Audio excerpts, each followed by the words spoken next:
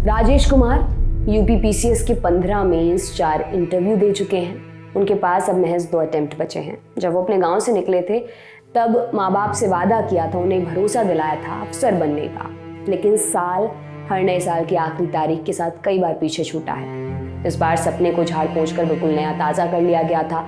आंखों में एक चमक थी, लेकिन पेपर लीक हो गया। ये खबर आरोपों की शक्ल में सामने आई। आज तक के सहयोगी आनंद राज ने राजेश से बात की, आप सुनिए उन्हें। वैसे मैं बता दूं कि मैं लोक सेवा आयोग का करीब 15-20 मेंस दे चुका हूं, 3-4 इंटरव्यू दे चुका हूं। ये आयोग की गड़बड़ी ये पहली बार नहीं हो रही। 2015 में पीसीएस का पेपर आउट हुआ था, 2016 में हम लोग कानपुर थे, आरओ का पेपर आउट हुआ था, 2017 में मेंस दे रहा था राजकीय इंटर कॉलेज प्रयागराज में, वहाँ मेरी सीट पे मैं ही पहले हल्ला मचाया था, पेपर आउट हुआ था। और 2018 में मेंस का 1 महीने पहले पेपर आउट किए, जो अंजू कटियार का मामला था, ये 5वीं बार आउट हुआ है।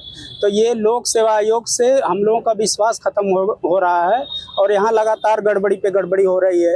राजेश आजमगढ़ से बीते कुछ साल पहले प्रयागराज पहुंचे थे। सोचा था जमकर तैयारी करेंगे, अफसर बनकर गांव में लौटेंगे। कई साल ऐसे ही बीत गए, लेकिन तैयारी का दौर अभी भी जारी है। इस बीच राजेश की शादी भी हो गई।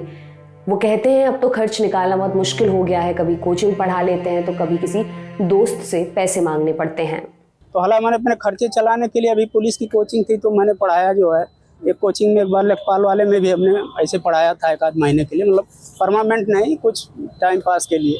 किस तरह खर्चे एडजस्ट करते हैं सर आप? तो कुछ तो इधर अपने से करते हैं, कुछ दोस्त यार से कभी कम हुआ, जो नौकरी वाले हैं, कुछ घर से थोड़ा बहुत मिल गया, यही स्थिति होती है। मतलब अब ज़्यादा दिन तक मतलब इलाहाबाद में मतलब रहने की स्थिति में नहीं है।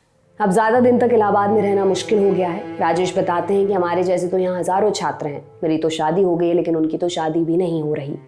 हमारे जैसे हजारों छात्रों के यहाँ सपने टूट जाएंगे। तमाम तो ऐसे छात्र हैं, हम लोग शादी तो हो गई है, लेकिन उनकी शादियाँ नहीं हो पाएंगी जो है, क्योंकि जब वो उम्मीदों खरे नहीं उतरेंगे तो उन्हें कोई नहीं पूछेगा जो है।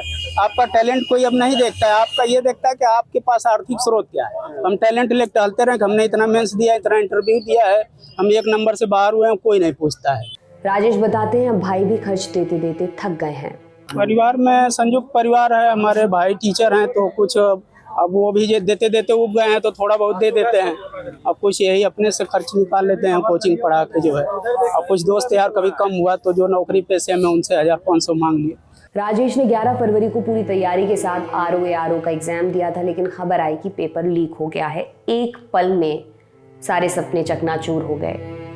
ये कहानी सिर्फ एक राजेश की नहीं है, बल्कि लाखों लड़के लड़कियों की है जो सरकारी अफसर बनने के सपने के साथ 11 फरवरी को आरओ की परीक्षा देने के लिए बैठे थे।